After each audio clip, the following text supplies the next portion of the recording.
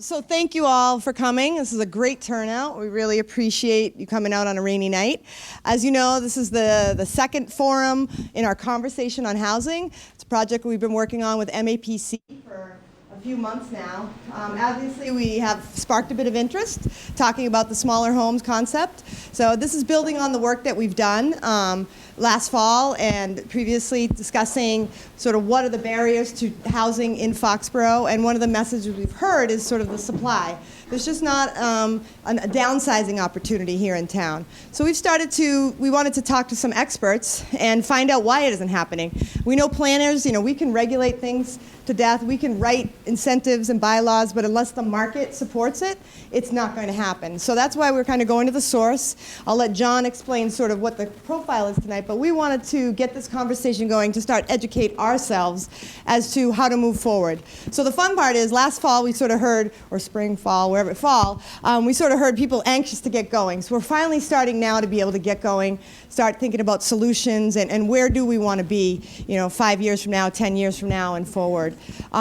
So we have a working group that is helping support our housing production plan, and we also have an advocacy group that's going to help sort of usher some of this through. The advocacy group is open to anyone's participation, so I would ask that you consider getting involved with that. Our next meeting is on February 25th. And it's going to be at the Senior Center. Evie had let me know that there's folks, especially seniors, that don't really want to drive. We can't do it in the afternoon for obvious reasons, so we tried to push it as early as we could. We're providing transportation as needed, sign up through the Senior Center, and dinner, just to try to make it a fun community event. But it's not for seniors, so we hope that everyone will come, have this conversation, and continue to talk about how to advocate. Because once we get to the end of this process, there's going to be some changes that need to be made, and changes are really scary, and especially zoning ones. They require a 2/3 vote at town meeting, and that's a tough barrier. So, but as a community, hopefully we all can come together, come up with solutions, and then the advocacy group can help work this through. So it's your solutions, not mine, not MAPC's, but actually the community's. So with that, I'm going to stop speaking, turn things over to John, and get this panel going. So thank you again. Hi everyone, my name is John McCartan. I'm with the Metropolitan Area Planning Council. Hold on, can we just clarify, the mics are for the cable viewers at home. They will not broadcast through here. So we will speak I will up, talk louder. But these microphones will not be loud. Okay, how can everyone hear me now? I think it should be. All right. So my name is John McCartan. I'm a regional housing and land use planner with the Metropolitan Area Planning Council. That is the regional planning agency for the city of Boston and the 100 cities and towns around that. So Foxboro just barely, fits into that picture. But we are a quasi-state agency, mission-driven to help meet the needs of the cities and towns, in this part of Massachusetts. So Paige and the town has invited MAPC and me here to help with a housing production plan. That's a plan to help meet unmet housing needs in Foxboro. So that's a really broad, remit we have to work on housing issues in the town. But one of the things we heard in a series of fall conversations we had was that there's a desire for smaller housing types that can be, purchased or rented at an affordable price for people. So we'll go a little more into the details of what we mean by small housing types, but we thought as we develop this conversation and really work towards solutions, this is a time to get professionals who actually go and build this sort of thing into the room to help explain to us the dynamics of what they face and get their advice on how we can actually make this happen for the town. So we have today 3 gentlemen who have generously donated their time and are gonna, talk us through some of these issues. So we got Joe Lynch, who's a local developer. He works on a range of housing types, from single-family market rate stuff to more complex projects with some smaller housing units. He has a background in real estate development from commercial, industrial, but he's based in Foxboro and works in Foxboro and is really sort of our a voice from the real estate development community here, who could talk us about the super local dynamics. Next, we have Andrew Consigli. He's with Civico Development, runs Civico Development, and that is one of our region's producers of smaller housing types. Really beautiful homes that fit into the context of the community, but are smaller and meet the needs of a sort of different demographic, people who are downsizing or small families who are starting out. He is local to the region, grew up in Milford, and was with Consigli Construction for many years, which is his family's construction company, then became an architect and worked at an architecture firm here in the region, and has now started Civico in developing these smaller housing types. Then to his left, we have Jeremy Lake, who is an architect and works for a company called Union Studio Architecture. And when we think about cottage housing and these really New England feeling smaller housing types, we think Union Studio Architecture. Really, it's like if there's a name in the business who's designing these houses, it's Union Studio. So we're really lucky to have the three of these gentlemen here to talk us through these dynamics from the local perspective, to the small housing development perspective, to the small housing design perspective. So I'll let each of them get a little more into the projects that they do to give you an idea of their work. And then we're going to have about an hour-long moderated discussion. So that's me and these three gentlemen talking through some of these dynamics. After about an hour, we'll switch that to a Q&A, where you all can have questions either that you had previously or things that come up as these men are talking here. So with that, I'll let each of them introduce themselves a little bit better than I can. As a reminder, if there are some familiar faces in the room who know about this planning process, but for anyone who's new to this, we do have a website, mapc.org/Foxboro-housing, that contains the materials from our previous meetings and information about what this planning process is all about. So for like a much more high-level view, mapc.org/Foxboro-housing. Note that Foxboro spelled out. Yeah. Yes. Thanks. Thanks, John. Appreciate the invite tonight to go through some of the things that I do. Speak up, Joe. What's that? You gotta speak up. Speak up? Okay. You gotta yell. Okay. I'll yell. The microphone won't help. Okay. I'll yell. I work in Foxboro. I've last couple of years have done a couple of smaller houses developments. One is a 20-lot subdivision down off of Cocasset Street. It's called Wyman Village. I started that about 2 years ago. It was a 40B project, about 5.5 acres, with house lots ranging from 3,500 square feet to 7,000 square feet. But in that area, I was able to fit in houses that are in the approximately 1,900 square feet, 2-car garage, 3 bedrooms, 2.5 baths. It's been very well received, and the housing, 25% of the houses are considered affordable, and they're selling for $238,000. The market rate units, 15 market rate units are selling starting in the low fives to finished out at about $550,000. Another project that I'm working on down off of Main Street, some of you may have seen it, right across from the Stop and Shop. It's a smaller project, 8 units, 8 houses on 1.2 acres. Those houses, 2 of them are affordable, 6 of them are market rate. The affordables also go for $238,000, and the market rates are going for $499,000. So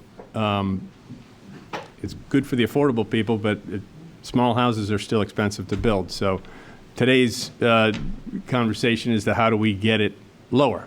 How do you get it from $500,000 to $400,000? And one of the thoughts that I had was to just start focusing on density. Everybody talks about density as not being a good thing, but if you want to get the prices lower on housing, you need to have more housing on smaller land parcels so that the infrastructure can be minimized and you can bring all the costs together. The cost of building a house is the same on a per square foot basis unless you're getting into all the luxury amenities. But really, it's the infrastructure, roadways, and land value. So one of the things that a lot of people don't understand is the final price of the house is dictated by how much you're paying for the land. So on a rough calculation, if you have a house lot worth $200,000, that house has to be around $600,000 to make money to build it and then pay the commissions and pay the fees and the financing and actually make some profit at the end of the day. So when you see new construction going on in Foxboro and you say, oh, that's really high, how did it ever get that high? It's all the land value. It's whatever the cost of the land is, that's what's going to dictate the price of the house.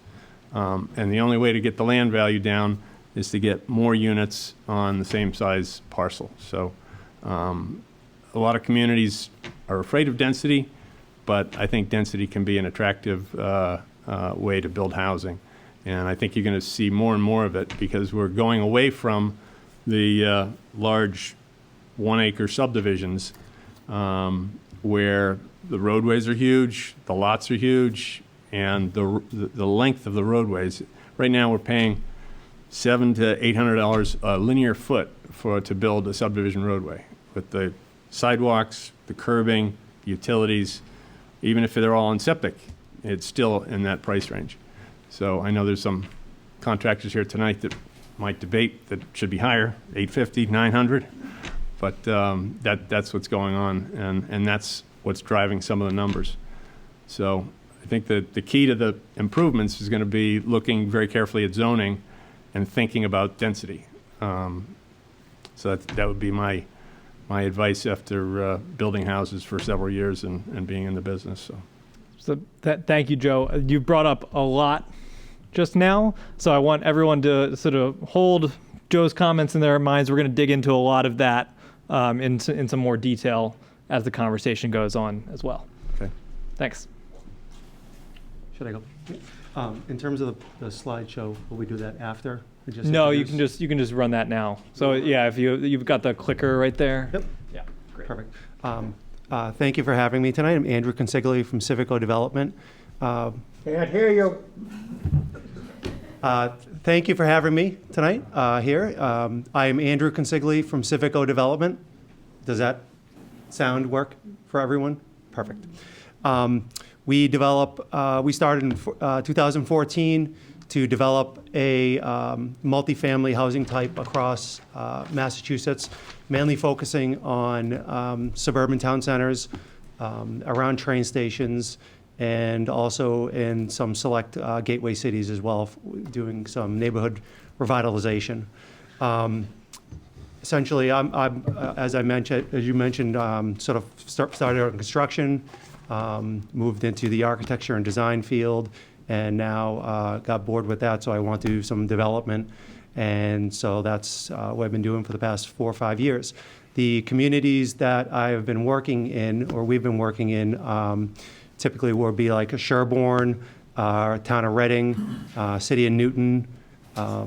We have a project in Maynard right now, so a lot of varying types of communities. And so a lot of the communities that we work in, we either do, it could be anywhere from luxury housing to mixed income housing. Anywhere from, but strictly multifamily housing, not single family housing. So it's always attached. And anywhere from 3 units up to 100 units in a single family attached dwelling or an apartment building. So that's kind of the overview of what we do. I can go through a few slides and projects that we have built and are building right now to kind of give you an idea of the type of housing we are doing and how it might relate to the town of Foxboro and your initiative you have here. So I just click, right? Yep. Perfect. So Civico was formed to take a civic-minded, community-focused approach to real estate development. This rendering right here was in Sherborne. It was called Abbey Road. I'll get to this project a little bit in the later slides. This is a project in the city of Newton, right around the Newton Corner area, within walking distance to buses and trains. It was a house on a 12,000 square foot lot, and it contained 2 dwelling units, side by side, rental units. And it, as you can see on the lower right-hand corner, there's a sort of a lot of parking spaces, and then to the left of that, there was a lot more land. And essentially, we took down the house. It wasn't in the greatest shape. And we approved the project, a 3-family attached single-family dwelling under a multifamily special permit for the city of Newton. There was extensive neighborhood outreach for permitting this project, and just to educate the neighborhood and have people understand kind of what we're doing in the neighborhood and the quality that we build. All of the homes are LEED for Home certified.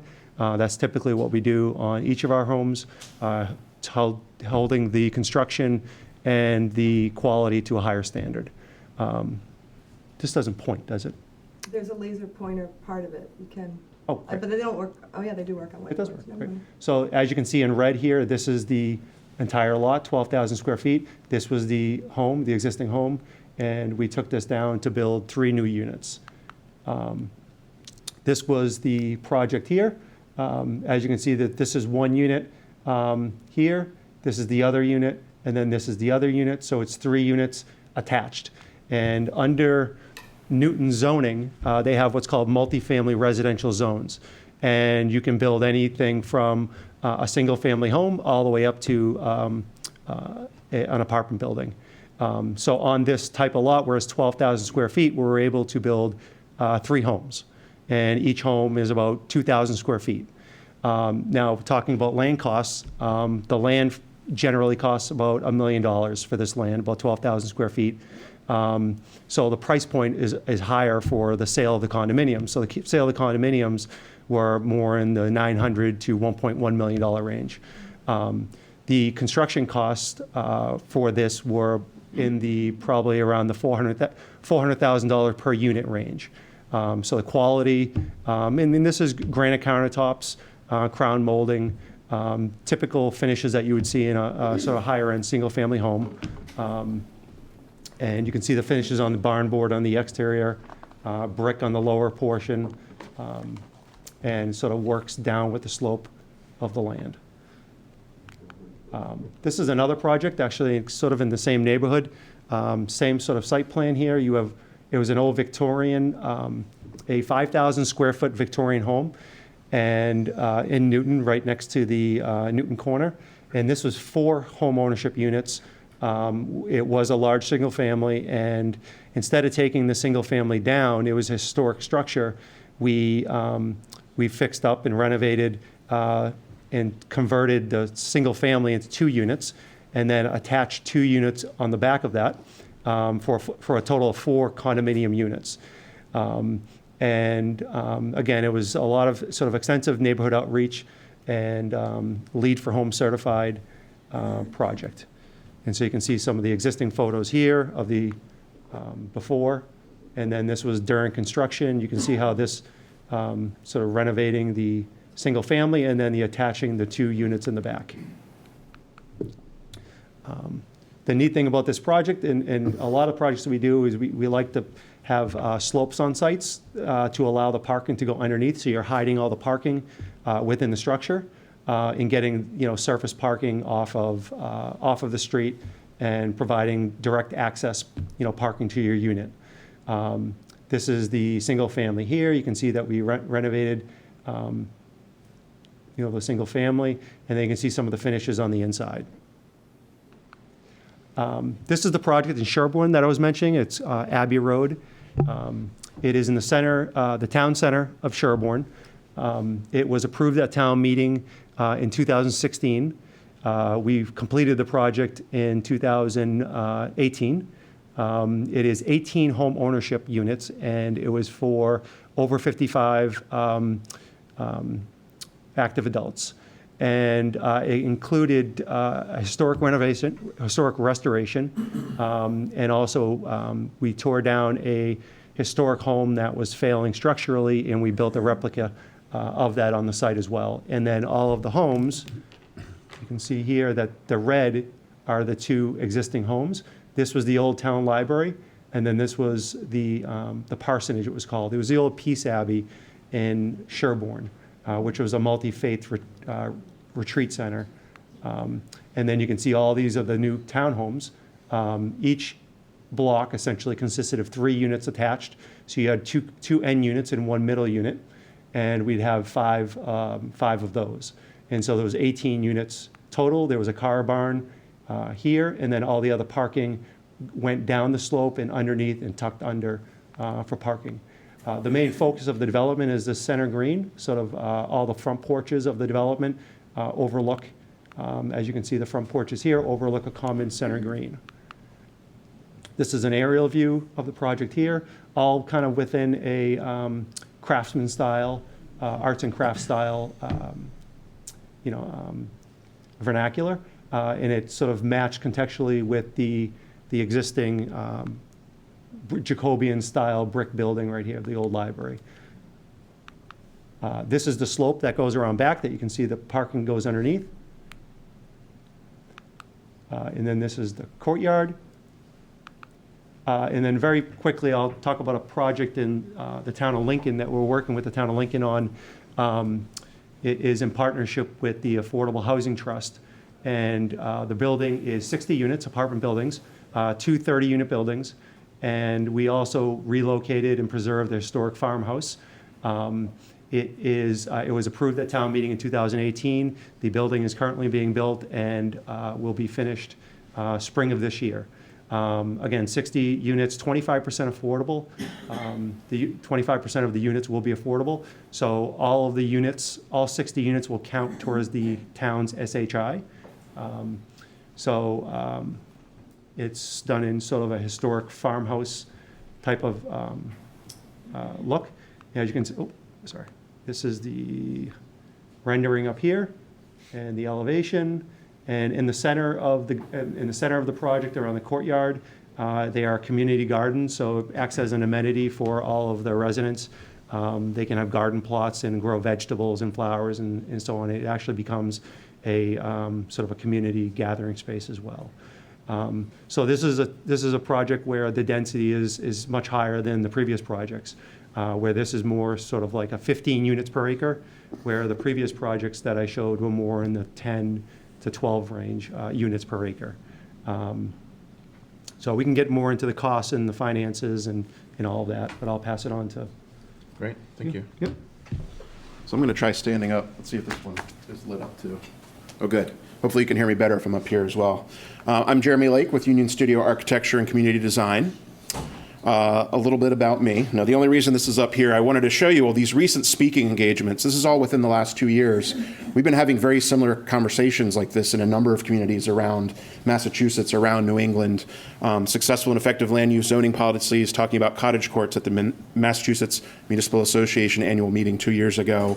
Form-based approaches to changing housing preferences, moderate density, missing middle, affordable housing, how to do great multifamily housing. So this is a hot topic right now, right? You guys aren't the only ones facing this challenge, facing this problem. Everybody's talking about it. Everybody's trying to solve it. There's no silver bullet. That's the challenge, right? It's going to take a lot of incremental change, which is what we're here to talk about.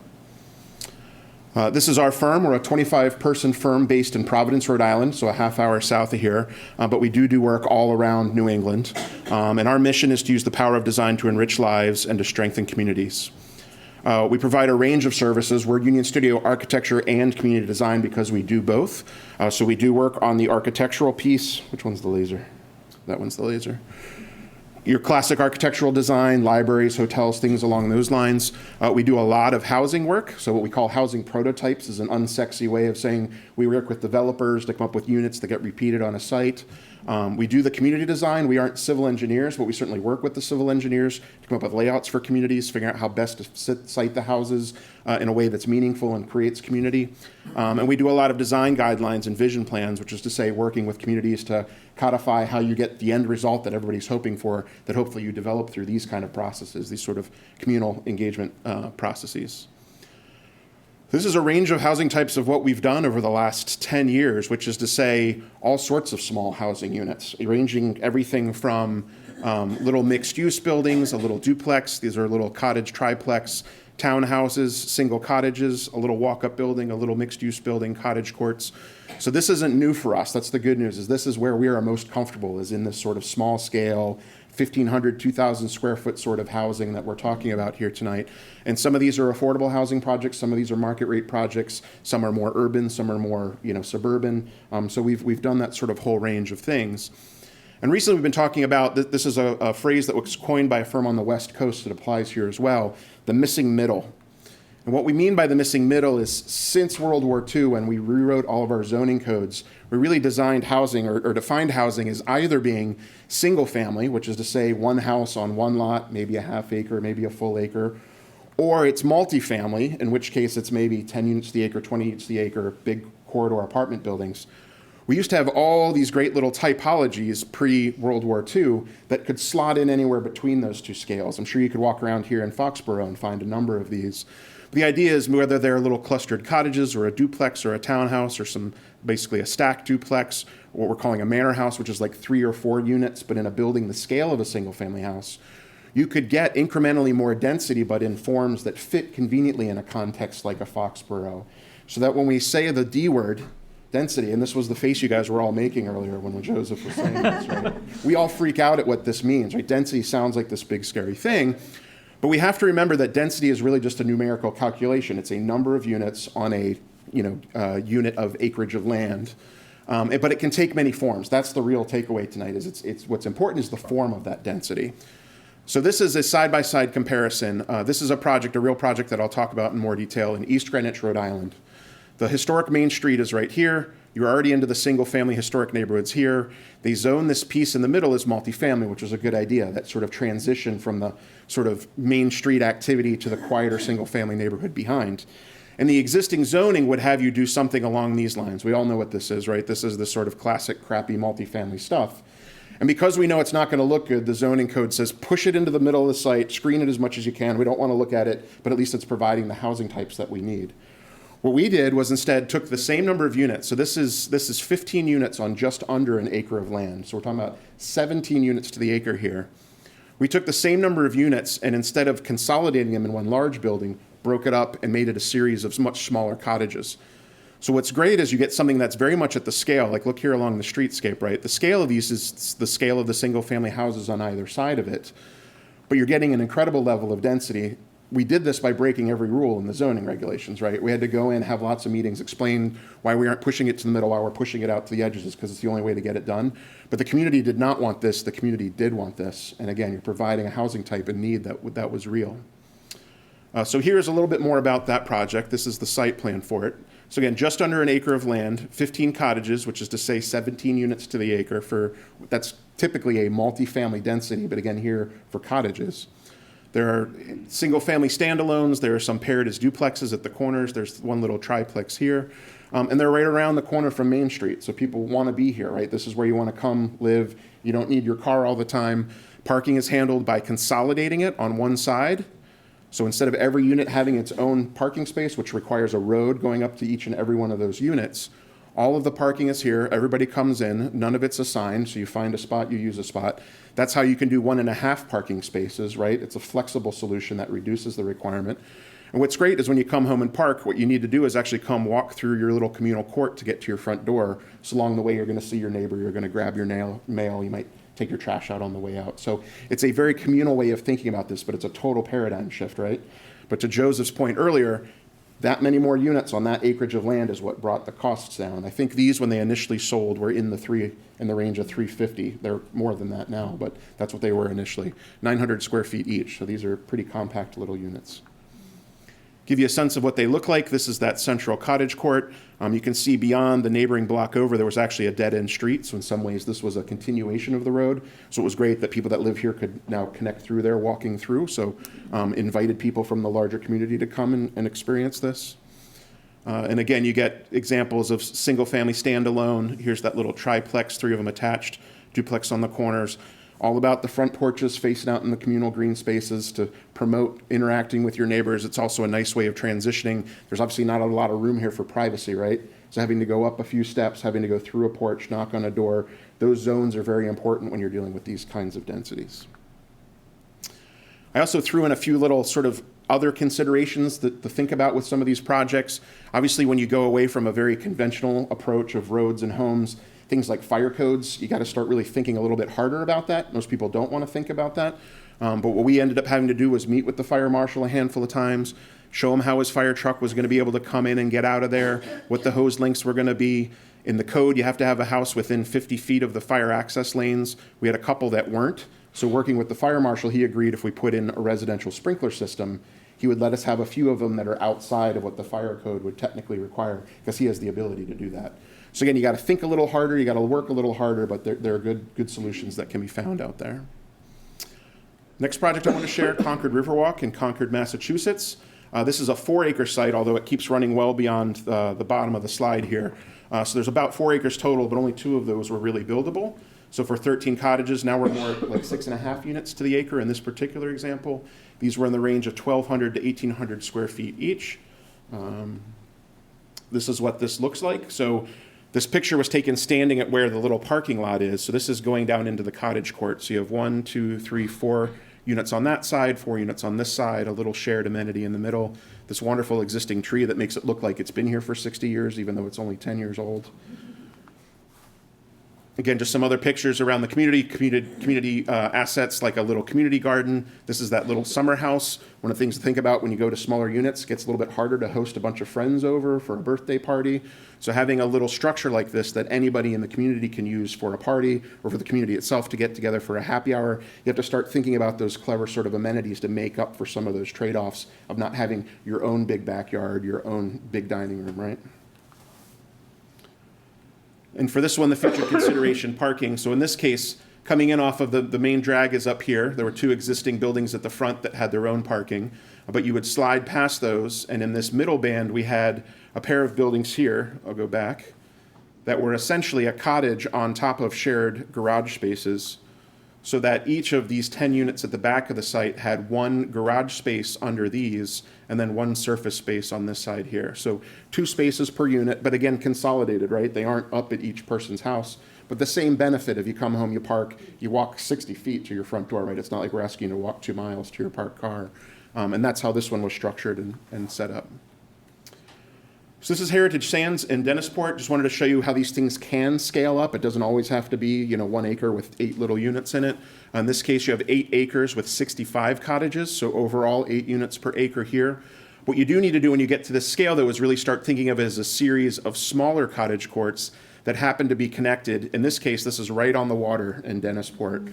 So the idea was even someone living back here had sort of a spiritual, maybe visual connection all the way out to the water, instead of the classic put $6 million homes right on the water and then everybody else lives behind it. So carrying that communal feel and vibe all the way through so that everybody feels like they have that connection out to the water. These were 1 to 3 bedroom units. The maximum footprint on any one of these was 900 square feet, and the biggest actual unit size was 1,200 square feet. Just to give you a sense of what they look like, you see some recurring patterns here, right? The front porches facing on the little community green spaces, cottage scale, trying to bring down the scale of these things so they don't look too big, right? All these things are trying to make this feel very appropriate to the sort of historic context these are often built in. And here's what those paths look like when they make their way all the way out to the water itself. And you can see even though these have the same character and the same colors, there were a number of different unit types. So you got a lot of variation, and it also meant there were like 10 different floor plans that you could choose from, depending on what it was you were looking for to suit your particular needs. Featured consideration here is privacy. As these things get closer and closer, obviously you're right on top of each other. You don't want to be able to see right into each other's living rooms. So one strategy is for the floor plans is to always orient the uses that don't have a lot of windows, your kitchen, your bathroom, your stairs, the bed wall of your bedroom. Those all go along one side of the house, and then your living room windows, your dining room windows, the bedroom windows all face out the other side.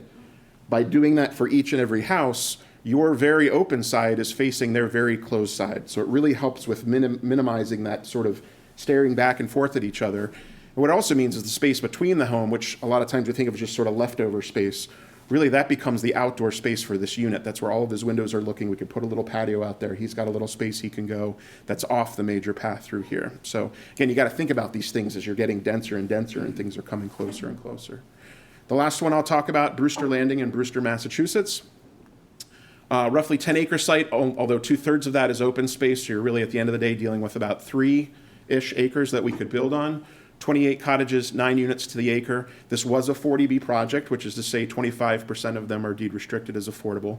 2 and 3 bedroom units, 1,300 to 1,600 square feet per unit, organized around that large central green space. Anybody have a guess what that large green space is also doing for us? Septic, that's right. I'll show it in a minute. The other ones didn't have as big a deal with the septic. I know that's a question about how we might do things here where that's a challenge, but I'll show that in a minute. So unlike the other ones, this one does have a loop road that accesses the front of every unit. So we were able to do a more traditional arrangement of having a garage. But you can see that the intention was by doing a 1-car garage instead of a 2-car garage. It doesn't overwhelm the scale of what is otherwise a fairly small cottage. Push it back. It shouldn't be the first thing that you see and right up in front. By pushing it back, it also gives you room for a second parking space right here. Again, front porch is a key piece of all of this. And this is what it looks like when you're actually in the community. So you have the porches marching along. You've actually got somebody on their front porch. The whole hope here, you're walking along, you see your neighbor, you say, hey. Minimizing everything, right? What's the narrowest we can get away with for road width? Let's use some nice materials for the sidewalk so we can differentiate between the two. I would have loved a vertical curb here, but I couldn't convince them to do that. But you get an idea of these are compact, right? These are close, these are nestled in. That's how you achieve that sort of density. And here's that giveaway. So that green space is the septic treatment area. So a lot of conventional developments, when they need this, what they do is they put it off in the corner. I've seen a lot of them put it right up front, so that's like your big front setback buffer. Don't look at us, we don't want to look at you. We said, let's try to take advantage of that being a communal asset. So let's put a big community green there so that the folks that live here have a place to come out, walk their dog, play with their grandkids, go for a walk. And I will let on that initially these 4 cottages were actually supposed to be more central. We wanted half of it to be on one side and half on the other with 2 smaller greens, because then what would have been really neat is every house would have fronted onto a green space, but we ultimately weren't able to pull that off. So that all said, the last thing I just wanted to share with you, this is something that's relatively recent. We won a design competition for the Cape Cod Young Professionals group. Same issue, like whether you're trying to empty nest or buy your first home, right? It's hard to afford these things, and so smaller scale things are a helpful thing. We came up with this prototype that's called the Side Hustle House. The idea was that there was a base cottage that was a small 2-bedroom cottage that you can buy the house plans for this online for $400. The idea is you figure out where to put this. Maybe it's in your parents' backyard. Maybe it's on a lot you find somewhere. But there are also these modules that over time you could add on. Maybe you need a little workshop space or a little garage or a little rental unit. For side hustle, I didn't know what that meant. I figured that was a dance. But all the millennials in my office told me your side hustle is the job you do in addition to your job to help make your bills pay, right? So you're an Uber driver or you're doing all these other things. The younger folks with all these college debt and all this stuff, they got to do this stuff to make ends meet. So the idea was, let's design a house where you could add, the house itself could help you earn a living. Maybe you've got a little maker space in it or a rental unit, for instance. So in any case, Side Hustle House, if you want to look it up on Google, you can track down some plans and there's more information there too. So that's all I've got. But the idea here is that this is an idea that could replicate, go elsewhere. It doesn't always have to be a cottage court with 10 to 60 of them. We could start infilling these things here and there as well. So. Great. So thanks to all of you. I'm just struck immediately by the diversity of things presented here. Everything from what we're seeing today in Foxboro to the work that Civico is doing to the many different projects Jeremy presented. We have many options here, and right now Foxboro zoning code allows for maybe, if I'm being generous, 5 different types of housing. Realistically, you're maybe seeing 2 or 3 options, and all of those are looking pretty expensive. So I think it's just really enlightening to see this set of projects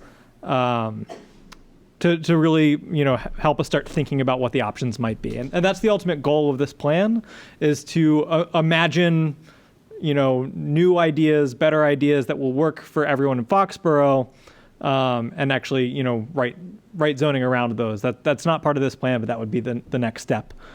But before we sort of get into those new ideas, I actually think it's helpful for us to back up and look at what a typical housing development looks like in Foxboro. So I'm going to ask Joe to do a little back and forth with me here about what's a typical project look like. So let's say you're on the hunt and you find an acre lot. Walk me through that process. How do you find it? What does it have on it already? What are your first couple considerations, and then what's the price that you're seeing? Right now, there's maybe 3 or 4 lots available in Foxborough. I think they range from a low of 193 and a high 193,000. 193,000, going up to 275,000 For one lot. for one lot. So that's about an acre. And does that have anything on it? In those that I'm talking about, no. Okay. So that's just like your land, buying it undeveloped right now. We're looking at $200K right off the bat. Right. And the 190 lot, there's no grade shakes. Okay. And the 275 is a beautiful neighborhood, but it's also got some ledge on it, so you don't know if the price is going to be 275 or 3.25. Can you walk us through what that variation is? Well, just the cost of the development of a site that has ledge on it just adds more cost. So you've got either 25,000, 30,000, 40,000 in terms of what it'll cost you to blast out the ledge wherever the house is. So you have to look at all those considerations. If you get easy digging, then you don't have a worry. But if you've got ledge or wetlands, it just adds to the cost of developing the house. Okay. May I interject? So that cost, as it increases, obviously you're passing that on to the buyer. Yeah, The you have developer, to. not you, the developer no. is going to pass that on to the buyer. Right. I look at those impediments, whether it's wetlands or ledge or anything like that, and I kind of tack it onto the value of the house. Value of the land. And just say, okay, that's what it's going to take to get started on the project. And then you can put your standard, whatever the size house would be, whether it's on a house that's in the 200 range, you're probably 2,400 square feet up to 2,700 square feet. Okay. And I know I have trouble with the square footage, imagining what that is. That's 2,400 square feet. Well, what would that get me? In Foxborough, that would be considered a smaller colonial 2-car garage, 3 to 4 bedrooms with a family room. Okay. That thing. Twice the size of a ranch. It could be. Ranches are great, but they're very expensive to build. What about a bungalow? I'm not sure what a bungalow is.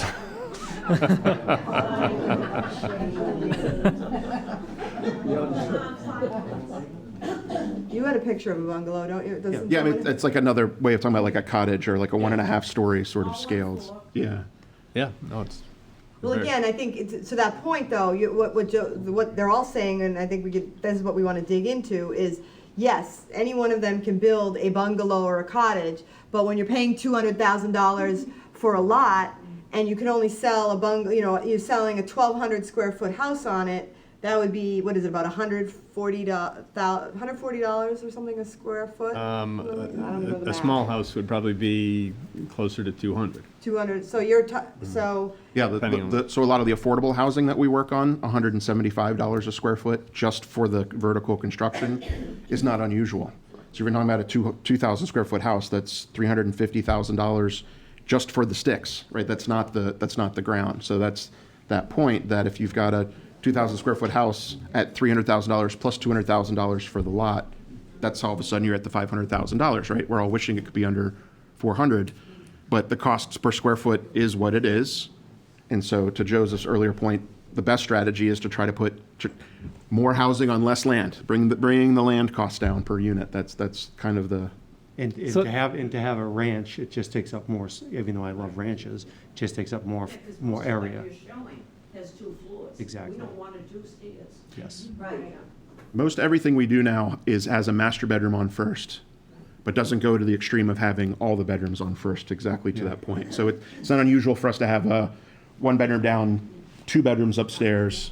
Most folks are comfortable with that. They know they aren't going to go up much. It's when the grandkids come, or it's, the bonus space, or whatever the case might be. But The project in Sherborne that we did had 3 levels. You park on the lower grade, you have a living area, and then you have another floor. So we actually put a private elevator in. And the private elevators actually aren't as much as expensive as people probably think. Probably around $25,000 to $30,000. So you think about like a high-end kitchen or something like that. It could take place. Just a definition, can you define what affordable is?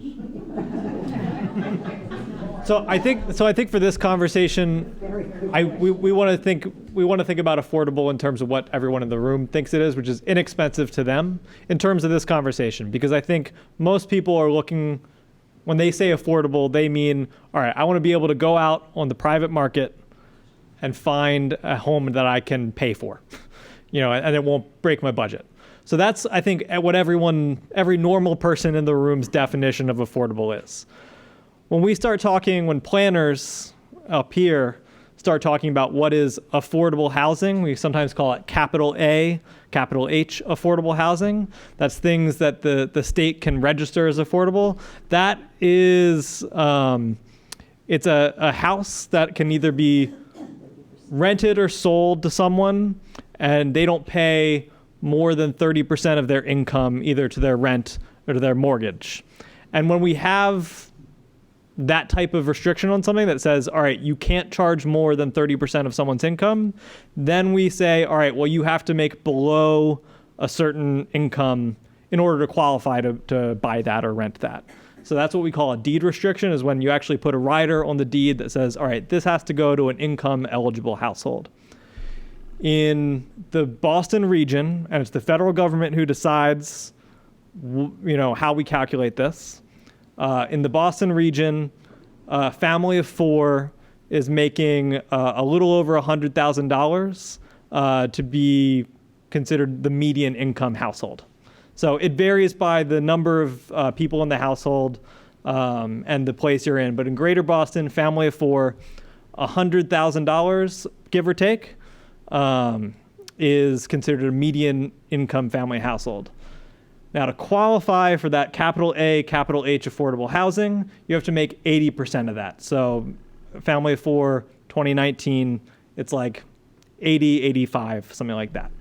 So when planners talk about affordable housing, we have this very specific, complicated definition that involves Massachusetts state law and federal law. But it basically means you're a family of 4, $85,000, and you can't pay more than 30% of your income. All that said, that's very complicated for me to even get my head around, and I do this every day 8 hours a day. So for this conversation, I want to take that more normal human definition of affordable as like, all right, you want to downsize? Let's look, let's like call up your real estate agent, get the listings, and find something that won't break the bank. So just as context, whatever that number is in your head, whatever you think, we're going to start talking about affordable in that sense for this conversation. Well, if I may, though, because I think there's a variety of different affordables in this room and in every room, so that's the hard thing. And I do think this conversation, it's challenging because I think, particularly with seniors, and we were at the senior center and we heard the discussion, there is a very fixed income for people. So as you see these land costs, I'm not going to lie, this is a huge challenge. I'm not sure, someone asked me, well, what are you looking? And I said, well, at this point, if we could figure out how to get houses for $400,000, and they gasped, and I know that. And I'm not trying to say $400,000 is affordable, but in this economy, it kind of is. And so I don't know that we're ever going to be able to deliver, 1,200 square foot houses for $250,000. The land just isn't going to allow it.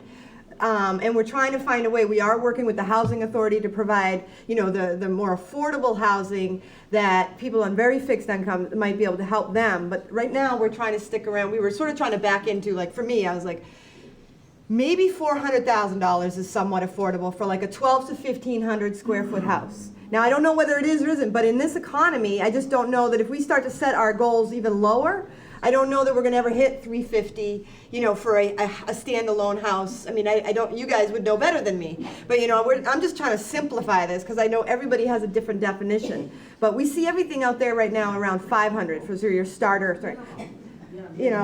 Minimum 500. So I was trying to step back from that. The other thing we see is it's unique in this town, in the R15 zoning district. These older homes, the ranches and the capes, they can be torn down and replaced with duplex. So that's driving a lot of this. Folks they don't have to fix the house there because they can actually tear it down, put up 2 new duplexes and probably get about $500,000 for each. So from a developer's perspective, that's a no-brainer. I mean, who wouldn't do that? If I owned one, I would do that. So I think, there's a lot in discussion here, and I don't want to make promises we can't meet, but we do want to keep the dialogue going where we're like, is there a number, that a lot of people can do, that those folks in their homes that own a home, that want to sell a home and then downsize to something simpler? We're trying to find that sweet spot. And that's where we're thankful because we're hearing the realities. I mean, is there a way to, like, how do we do this? So how do we bring it down? let's actually work backwards from the math here. So we want to, let's say we've taken this $400,000 number. That's the final sale price. Let's say we're going to build a 1,500 square foot home. That's probably $150,000 to build right there. No, more than that. Sorry.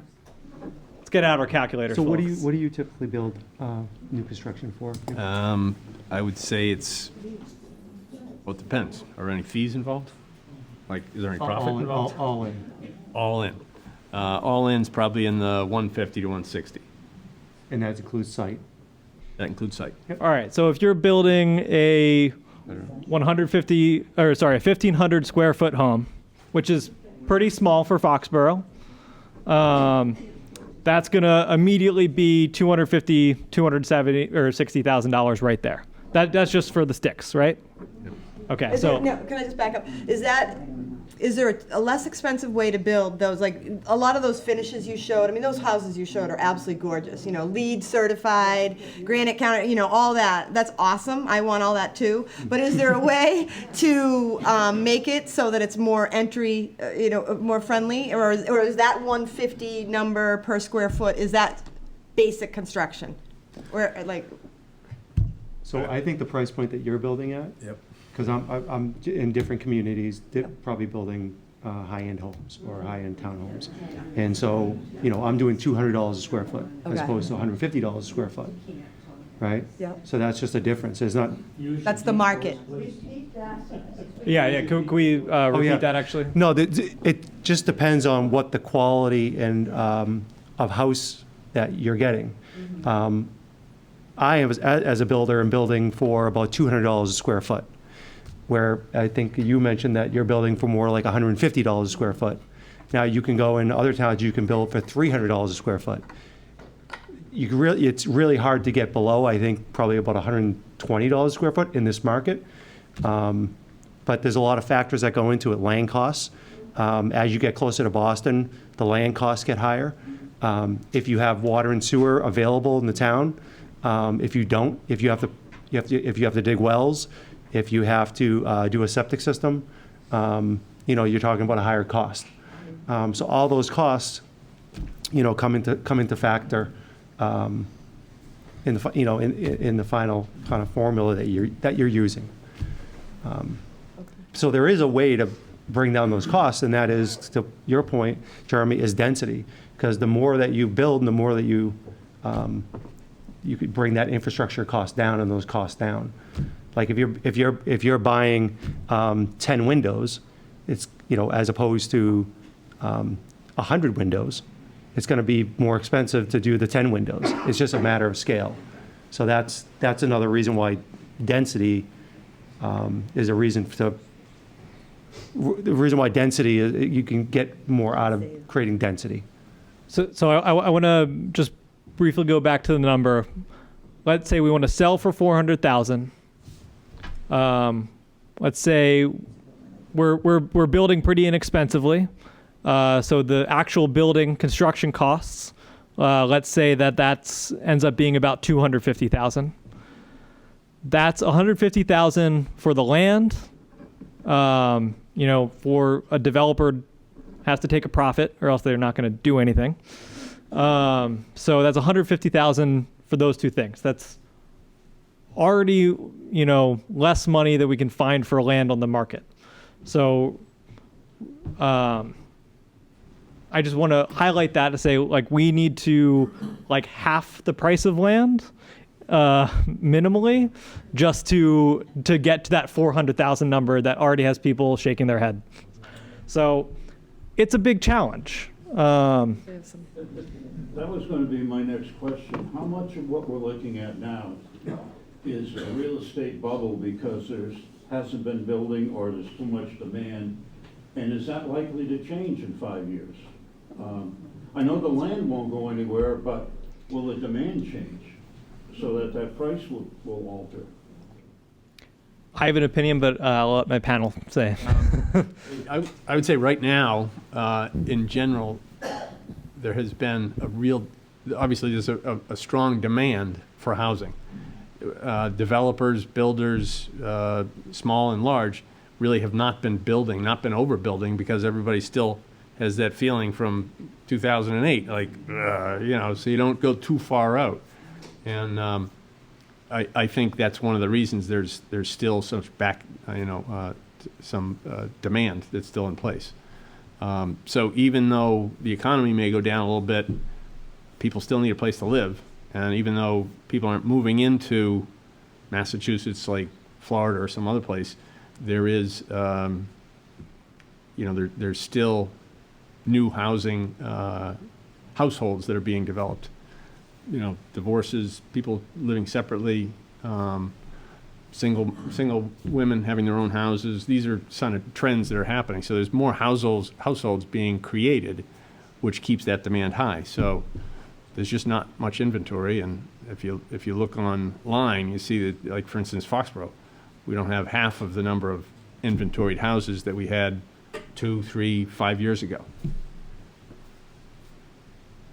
Yeah. So I'll just give the regional perspective. Back of the envelope calculation, the whole region will be short about 500,000 housing units by 2030. So that's when you look at all of the growth in the region in terms of population and jobs, from about 2000 to 2030, we're looking at about 1 million more people than we had in 2000, which translates to about 500,000 housing units that you need. And I'll tell you, as a region, we're not building them.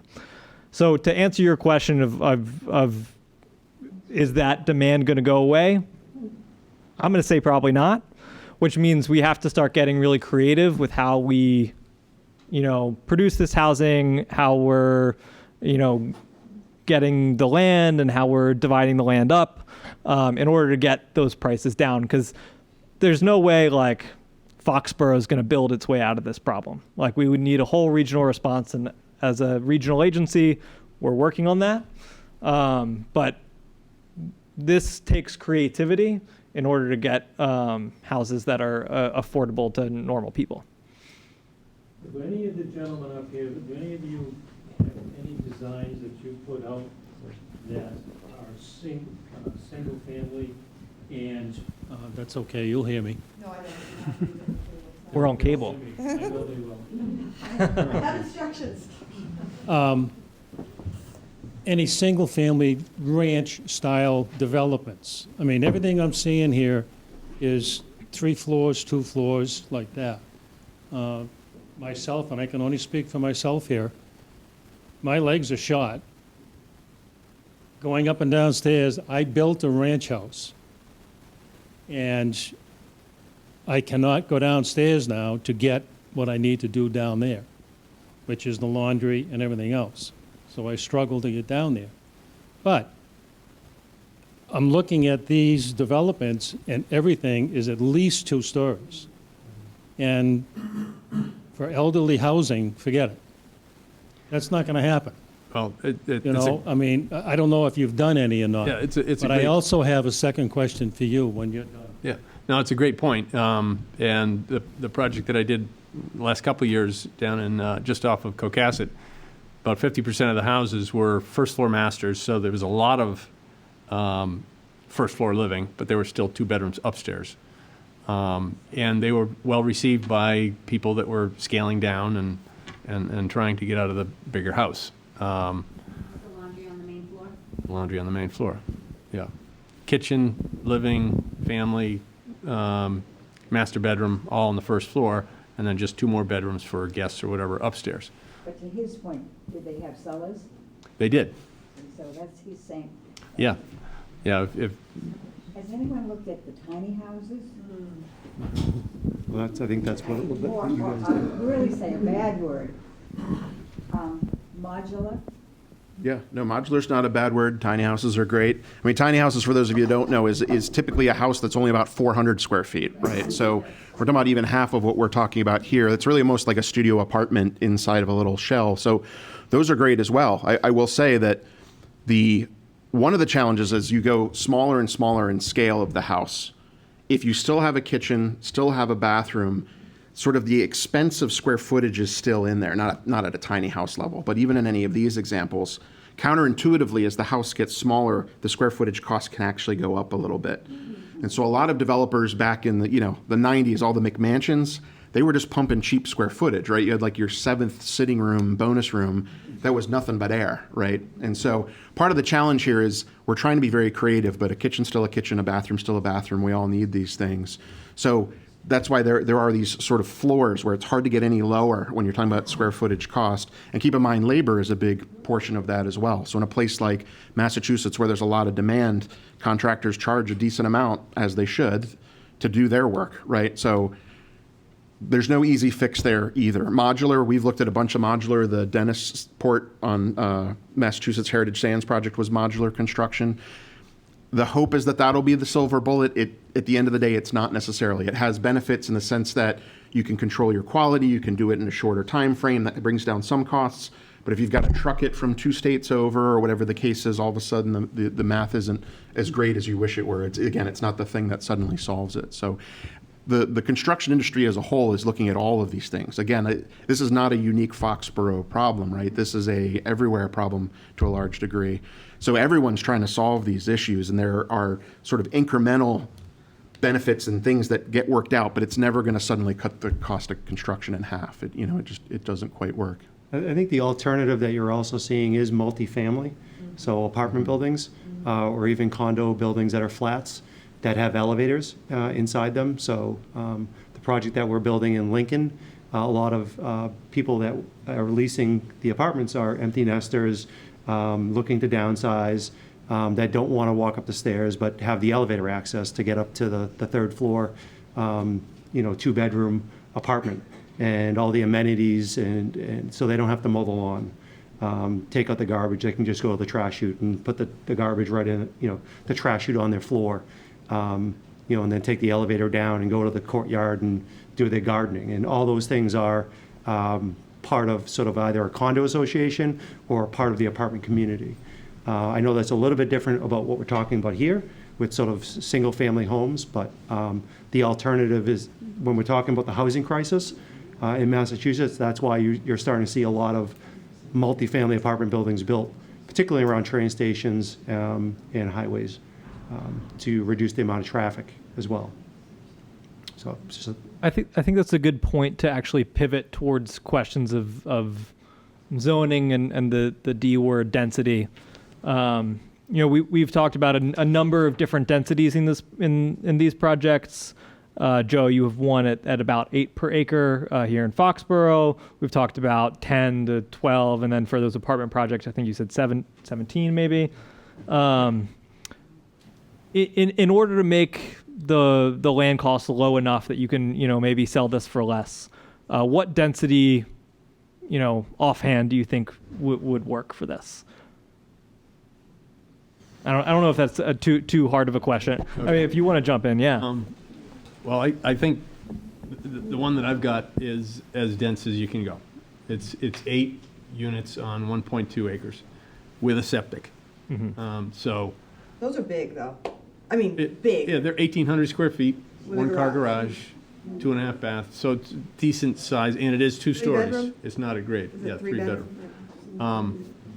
But if you're looking at the single family, I thought Jeremy's plans were fabulous. I mean, really exciting.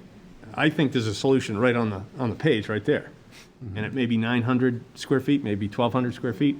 But, you know, I'm going to get his card and I'm going to find a piece of land and have him design me a Excellent. plan. So I just need to go to a 40B community because we don't have it in Foxborough yet. I will also say, Norwood's out too. Yeah. You could do 40Bs in Foxborough, they just have to be, the town has to approve it. Correct. So just to clarify, Foxborough has achieved their affordable housing minimum percentage of 10%. 500 of those units are in the domain and the lodge, so I'll leave that as, those are affordable. So all of the units in those apartment complexes are considered affordable. So that's why Foxborough meets the thing. So clearly, we're not truly meeting the affordable housing needs, but in the state's definition, we are. So that's good. The 40B monkey, shall we say, is off our back. That said, 40B is still an instrument that can be used by the community. It either could be a local initiative project where the Board of Selectmen would partner with a, not partner, but have to approve it, or there can still be a 40B that goes through the zoning board, but it can't be forced. You know, the board would have the ability to say no. So that gives the town a lot more control. Just want to jump, for anyone uninitiated to the 40B concept, Massachusetts General Law, Chapter 40B, is our affordable housing law in the Commonwealth. And it says if you have less than 10% on this state registry of affordable housing, that is very controversial, what counts in that. But if you meet that 10%, or sorry, if you don't meet that 10%, if you don't have 10% on that registry, then any developer can come in and override your local zoning as long as I think it's like 25% of the units are deed restricted affordable units. So you can have 75% of this rental development, be market rate and be whatever it is, $2,000, $3,000 a month. But if 25% are affordable, they can come build it and ignore your local zoning, almost entirely. So Foxborough has met its 10% threshold. It's not subject to that sort of hostile 40B development, but it can use that 40B process to approve something outside of their normal zoning. That's called a friendly 40B. I think, the more sustainable and democratic option, sustainable from a town politics perspective, is to all come together and find zoning that works for the town, but that can be a harder process with the 2/3 requirement for a zoning change or zoning amendment at town meeting. Sorry, I just wanted to back up. No, that was helpful. I Sorry, never know planners who knows forget. 40B. Sure. Let me just bring a microphone back there.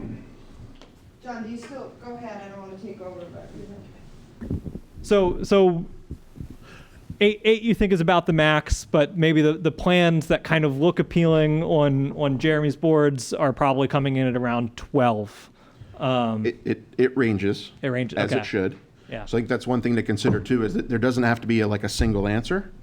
So I would say, even looking at a place like Foxborough, there are going to be places like maybe here in town where a little more density would be more appropriate and more easy to imagine accommodating. Whereas if you get a little bit further out of town and it's predominantly single-family homes, I wouldn't suddenly drop 12 units to the acre necessarily in that pocket. So I think a little bit of it is really looking at both your existing development pattern and your proposed development pattern. We're talking about stuff like infrastructure cost. If you could do it where you've already got town sewer in the closer in areas versus where it has to be septic, that's another great solution. So I would say one of the best ways of reducing costs is go somewhere where you don't have to put in any new infrastructure. Yeah. Find the 1 acre lot that's on an existing street with existing water and sewer that you just need to make the connections to. That might mean working on very small parcels, half acre, 1 acre, whatever's actually available out there. But chipping away at it that way, in some ways, is going to be easier than trying to imagine you're suddenly going to find a huge site where you're going to solve everything in one fell swoop. Just talking about density for a minute, And Joe, I think you have two good examples. You have the one off Cocasset Street, which I've driven through, and I think you did a wonderful job down there. But that development opposite Stop and Shop, I have to tell you, I think it's an eyesore. I think it looks like a boil ready to burst. You put so many houses on there, and I understand why you do that. But that seems to be taking, if you wanted to approach me and say, this is the kind of density I need to build, I'd say then don't build. That's a little too much for me, and I think it's too much for the town if we looked at more developments like that. So I don't know if you want to. No, I appreciate your opinion. I think when it's all said and done, it'll be an attractive project, but it's in the eye of the beholder. My homeowners and buyers, they're all sold. I'm going to be finished with the project in June. Nobody has any concern with the project. They like the homes. They kind of like the pocket development nature of it. What is the density? 1.2 acres for 8 single families. Yeah. So I would also throw out that we're talking a lot about density, but that's just one part of the equation. So I tried to also point out that sometimes the form is the important thing, not necessarily the density. So the town of Eastham out on the Cape, actually, in their recent rezoning, what they said is that you can't have a structure that's any more than 3,000 square feet, but they don't talk about density. So in that 3,000 square feet, you could either opt to put one very large single-family house, 2 1,500 square foot houses, 6 500 square foot studio apartments. And the point was, at the end of the day, the form that you would see would hopefully still feel appropriate, like it was a good fit for the community, without trying to regulate how many units are necessarily in the building, which I thought was very clever. So there's lots of other things that are going to restrict this, the amount of parking, lot coverage, there's any number of other things we haven't even gotten into that can be big challenges for all of this as well.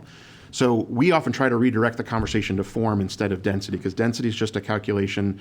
Big units, small units, that number could suddenly wildly range. So it's another way of thinking about it, is focusing on an issue like form, which is what I think you were maybe speaking to, is that form doesn't feel right to me. And maybe it's not as important what's inside of it if it was the right scale and the right character for that particular context. I actually want to hone in on that word character real quick, because it's something that you see come up a lot. People value the character of their community. I just want to know, from an architectural perspective, how you approach matching the existing character of the community, and what are some of the architectural features you look to try to match. And do you see those ever being regulated through zoning or design guidelines or something like that? Yeah, absolutely. There are design guidelines that do that in certain contexts, but not all. I would say it's a tricky one, but respecting the sort of scale of what the housing in that area might already be is a big one. The materials, the sort of window proportions, there's a lot you can do to try to fit in. Now, you want to be careful you don't get to a point where you're literally just replicating the same thing over and over again. Especially as an architect, I'm supposed to say you're not supposed to tell us to do that, but I don't mind so much. But so you need to leave a little bit of bandwidth for some creativity. I think the reality too is that it's a little bit chicken and egg, that the construction industry provides the sort of materials, the sort of materials that kind of keep replicating that same sort of form and look. So for better or for worse, the kind of windows you're likely going to spec and buy are going to probably be something that are fairly comparable to what you might expect to find there. So I don't think I'm answering your question very well, but we look for the patterns that exist in the place already. That doesn't mean we stick to it if we have to be creative because we need the building to be a little bit bigger. I pointed out at one point the trick of trying to bring down the scale of the second floor, so maybe it looks like a half story. Sometimes if we have a 3-story multifamily building, we'll play a lot of games with the roof form so that it looks like the top floor is really just sort of dormers and gables instead of another third full floor. Yeah. And those can really successfully, your projects did that really well too. It almost makes it feel like another floor of the building's been taken out of the equation, which can be really helpful. So that's a trick that you can employ that's really effective and useful too. To follow up to this though, Jeremy, it sounds like you've done this before. Have you seen example? I think the concern here, and especially as you go to town meeting, is the loss of character. And a tendency of a planner or community might be to overregulate. Well, if we tell them to do X, Y, and Z, have you seen examples of where towns have effectively made sure they're protecting community character, all the while providing good sort of guidance in regulation? Or how do you best recommend that we protect the character that's so important to the community? Yeah, so I would argue that the best case scenario is that there's still a human being that's looking at the plans and helping make a determination as to whether or not it's fitting the bill. It's really hard to write regulations that cover everything that could come up. So there are towns that employ town architects, or the board itself might really lean heavily on someone on the board who's an architect and kind of understands these things. It's where it gets tricky to try to wish that there was a way of just making by right simple projects where you've got the formula dialed in and you can just nail it every time. But there are towns that do extensive design guidelines. You can cover a lot of the ground by making sure people are respecting rules of massing, materials, maybe colors, even if it needs to come to that sort of a thing. So you can do design guidelines. It's a lot of work, but sometimes that's a good approach if you don't think you can have someone sitting in the chair actually looking over the plans and having Because that sort of conversation. that will though add to cost, I'm assuming. I mean, every layer you add and/or every finish or whatever, would that translate to increasing cost or negligible? Not probably? necessarily. I mean, again, it depends what you're asking him to do. If you're asking him to gold plate the home, of course that's going to be a challenge. But I think there's a lot of reasonable products out there that would achieve what you're trying to achieve without asking a ton of the developer. I also think it's is also hearing the community and listening to the community of what they think looks good. There's been times where I've entered into a community and I propose a design and people don't like it or they have suggestions, and it's taken 6 months or 8 months to fine tune it or hear people's suggestions on what it should look like. And the project has come out better for that process. So I think listening to and having more meetings like this, whether they're charrettes, which means that you have a whole bunch of working group. It's a working group get together, and the developer or the architect is hearing suggestions, because a lot of times I'm coming into a community that I don't live in, and I don't know the ins and outs or have not been there long enough to make decisions like that. So I usually try to listen to the community and also the officials that are that are making decisions, whether it's going through a special permit process, where ultimately if a neighbor or the community doesn't like it, the people are going to speak up, and it's not going to get approved because there's a lot of disagreements. So, If I may? Yep. Talk about aesthetics, for a neighborhood. I don't know the process as far as, thank you, Lauren. I don't know the process as far as changing any of the bylaws, but I'm looking at a neighborhood that I live in, older homes, small bungalows, things like that. Family has moved on, the elders have passed on, the family sells the property. What happens is it gets bought, there is a small house in there, all the other homes in the neighborhood are basically the same. A duplex is put up, or 2 duplexes. They don't fit in the neighborhood. And to me, a lot of this stuff, it should do that. It should fit with the neighborhood. Mm-hmm. My question here is, how does one change the bylaw so that if someone is going to buy a lot that has a single family on it, single family residence, that is very small, how do you change that so that you can put duplexes somewhere else, not on that lot?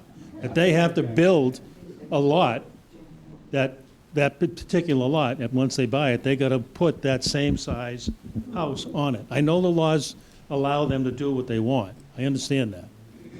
But how can you go about changing that? So now if you, as a builder, are going to buy that, this is what you're going to have to put on there. That is a residential thing. You can't put in a duplex or a triplex or whatever it's called. That would require a change. There's only one area in town where you could tear down and put up a 2-family, and that's the R15. It would require a change of the town zoning. Okay. So that requires a 2/3 vote at town meeting, and there would have to be a proposal put forward. So if enough residents were concerned, they certainly could speak to the planning board, Board of Selectmen. I mean, the leaders to get it going to see if the town would take that on, or alternatively, there's always an opportunity for a citizen petition. But I don't want to get too into the weeds on it, but it's right now it's a zoning bylaw, and in order to change that, you would need to change the zoning. So it can be done, it just requires a legislative action. I mean, it's got to be areas that, that you can build these complexes and do those things. And like they said here earlier, the unit off by Stop and Shop, I'm sorry. I'm sorry. I know, but, and I will say, isn't it interesting, though, that they're all sold out? So, like, I'm only saying, for as much as everybody laments that, and, they are all sold out, so. But if you look at where people are coming from also, they may be in areas such as Watertown or Belmont or whatever like that, where you're next to each other, like that. So they don't look at it the way Right. I would. I can't speak for everybody else, but I would, growing up in the town. What is it? I don't know.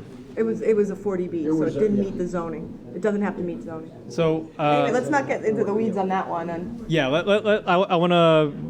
Do you have a question here? So, and this is, any of you can answer this. Is Foxborough at the point where we really can't do single-family affordable housing anymore? Like, that ship has sailed with the way the town is?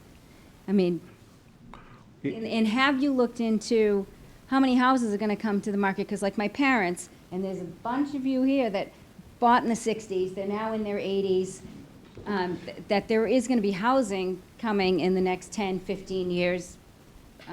We're sort of making that flip of the original people that came and bought the ranches, the capes, the split entries, and those houses are going to be coming. I mean, they're sort of coming up now, but there's going to be even more over the next 10, 15 years because of the age of the population that owns them right now. And they're staying in their house because they don't want to leave the town, and There's nowhere to go. Yeah. no place to go. There's no, right. So, Right. so I'll take a stab at the question. So I don't think that you're at a point of no return for building new affordable single-family housing. It's difficult. There's a number of things you need to sort of balance in order to try to even get close to that, which we've kind of heard tonight between land cost, infrastructure, all these varying things. I think there's something to be said about the fact that the economy is very strong, so prices are high for everything, right? So that could write itself out a little bit at some point. I think a lot of what we're seeing, and this is the same conversation we've had in a number of different communities, is we built the same housing stock for like 70 years straight. We assumed everybody was a husband and wife with 2.5 kids, and every new house was meant to meet that need. Now we're at a point where something like 15% of households are actually a husband, wife, and children, but like 60% of our housing is built for that model. So we are at a point where everyone is trying to creatively figure out how do we sort of balance all of this? And so I know we're getting close to the end, so I want to say tonight's felt sort of doom and gloomy, but the very good news is that the reason we're all here is because we're doing a housing production plan. The point of those is to assess where we're at and realize we've got a real imbalance here, guys. We need to sort of write this course with whatever tools we have at our disposal to do that. So all this input is very meaningful and helpful because you're making these guys aware of the hot button issues, the challenges. And as I'm saying, it is a shared challenge in the whole region. It's not a Foxborough specific issue, but that's good news. It means the state's working hard at trying to figure out, maybe solutions for it. I wish I could say the federal government was. I don't think they are, but the point is everyone's aware of this problem. It's not an easy problem to solve. But you're right. I mean, some of this housing is going to become available, but who's there to buy it? Young couples that aren't having kids till they're in their 30s or 40s now. So we as a populace, our housing needs have so drastically changed, and yet we've been building the same stuff for so long, and that's all caught up with us, right? And so that's what we're trying to resolve. That's why we need to change our zoning. Doing the same stuff over and over again or hoping that nothing changes is never going to really solve it. And there are towns that are not even having these discussions, and I commend, the town of Foxborough for doing a panel like this, because you're exactly right. It's going to take, conversations like this to be proactive and solve the housing crisis head on. So I think this is a great start. I want to build on this question a little bit, actually, and we've talked a little bit about the specific needs of seniors in their housing. I'm curious, in your smaller housing work that you've all done, if you're seeing any particular target market for that sort of thing, or if you're using strategies like, first floor master bedroom or other design strategies to target a specific market. Yeah, I would say, I'll use an interesting example. The one in East Greenwich that were those 900 square foot cottages on the less than an acre, so very dense, 17 units to the acre.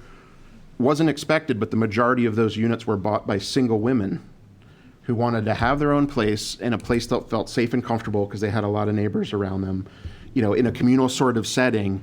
So there are a lot of these markets out there that, again, we always picture the husband, wife, and the two kids as being the buyer for a new construction home. Not always. Now we know it's actually the empty nesters that are the primary market that almost everything we're doing now is master down, specifically trying to address that need. But I would say even for the millennials who are generally, you know, holding off on having kids, they're looking for similar kind of housing.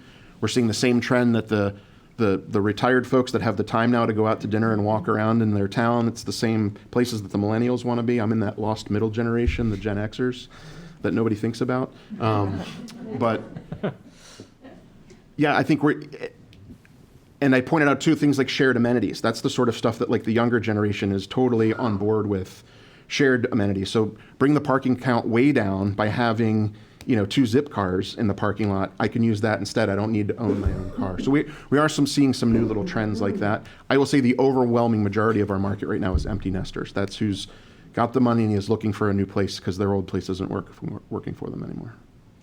We got Stephanie back there. I've had her hand up for a while. Hi, I have a kind of a two-part question. Is this on? Two-part question. So I look around the room, I see a lot of seniors here. So I'm kind of curious, the equation you use for affordable housing, where you said that 80,000, would that also, if they're selling a home to get into another home, is the income going to factor into that equation?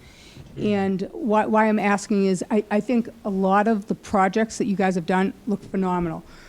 I live in a development in town that was built 25 years ago. It was supposed to be for downsizing. It ended up being people that couldn't afford a home in Foxboro, so we bought there. I've been there now for 22 years because we've just come full circle. Now that's going to be our forever home. So I'm just curious, there's a lot of seniors here. Are they really going to be able to get into some of this as affordable housing if they're selling a home to get in? Which is great. I mean, bringing the clustered homes in looks great, and I think you guys could probably come up with ideas that would match the character of Foxboro. But I'm just curious, as I look around, are the seniors going to be really truly able to get in? And if not, is there something else that you guys have planned for the seniors? I can answer that. I don't believe that the seniors will meet the 40B. I mean, there's a lot of issues. If you owned a home, I believe 40B, I think a lot of it is based on first-time home buyers. So the senior population is a challenge. And, you know, they come with assets. You know, if you're selling a home, you've got too much money. You're not going to qualify for affordable. We're also, I don't think, even looking at, we're not, in my mind, you know, as I'm evolving through this conversation, I'm thinking we're getting less away from senior housing and, like Jeremy said, housing choice where you have the similar style for a senior and for a millennial, not necessarily building for seniors. But so we are trying to work on that, and that's where the 400,000 number came up. I realize that's not like an answer for a lot of people, but on the other hand, like I said, I'm not sure we can get it much lower. So it's going to be a challenge. What we are seeing in this region, and you guys probably see it a lot, is it used to be that you sold your house, you know, for say $500,000. You went and bought a $300,000 house. You had $200,000 to put in the bank, and you had a little nest egg. We're not seeing that anymore in this region. It's not Foxboro alone. It's in my house, same thing. I live in Franklin. If I sold my house right now, I probably couldn't afford to go anywhere. And it's like, you know, and so we're all sort of in that same boat. There is no magic answer, but Steph, that's what we're trying to work for, to figure out how we can do this and how to create the options that are needed. There's no one size fits all. There's no one answer. There's really no government funding. You know, I mean, the state's doing very little. The federal government's doing nothing. So it's really, we're on our own. And so that's why, unfortunately, we've had the builder community working with us. We're trying to just pick the brains we have to see if we can come up with a solution that, while it won't meet everybody's needs, at least maybe if some people are able to sell their home, move out of their big family house, that will open it up. And I don't think that there's a ton of units needed, in this small thing. I don't think we're talking thousands. I think we're talking a limited amount to sort of move folks out of their bigger homes, let the family, and kind of cause the movement. So that's just my summary right now. I have no analysis to back it up, but as I've gone through this process, I'm like, I don't think it's an overwhelming number. I think it's just a number, and we don't know what it is. The one thought I would add to that too is I think for a lot of the seniors downsizing or the young families, they wouldn't necessarily be looking at those capital A affordable homes where there are income restrictions. So the bulk of our conversation here tonight is how do you actually bring the market rate cost down, the market rate price down. So that whole income restriction conversation and what happens with your capital gains you got on your house, that wouldn't even come into play. Right. So just to hopefully allay those Yeah, we don't fears. want to regulate the cost of housing in Foxboro. That's a whole, we don't, A whole other that's can too of much. worms, yeah. I mean, we can't even, not even sure we could do it, so. So we have to look at density. The question I had, first of all, I'd like to thank the three gentlemen on the panel. The panel discussion has been excellent. Your ideas have been very insightful and very informative. My question is, it seems that perhaps the big elephant in the room is the zoning code. And I'm wondering in terms of, say, the towns between 128 and 495, how many of those zoning codes allow for planned unit developments where the housing is close together and there's much more common area for the residents that live there? Very few, Very few. very few. Is the new Route 1, does that have it in there? The changes we did to Route 1, Route 1 doesn't allow residential, no residential. no residential. Yeah. Where I'm seeing the most changes in zoning across suburban towns, west of Boston, are around train stations, where they're creating overlay zones, and the state has programs called the 40R program, meaning that the state, if the town increases the density around these nodes, then there's funding that gets funneled into the town. So that those are, it hasn't really reached out into the suburbs of the town center, the more rural areas of the town centers. We're starting to see it in Walpole, the housing going around the Walpole train station. That's what I was asking, is that something we Mansfield. look into, is changing the zoning around Foxboro's new station? So that land that is now, can be built as housing. That's something that could be looked at. I mean, the options are on the table for the citizens to consider. So yeah, that is an option.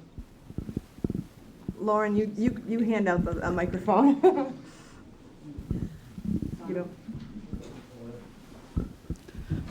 You guys have done an excellent job, but the one thing, I'm not talking loud enough?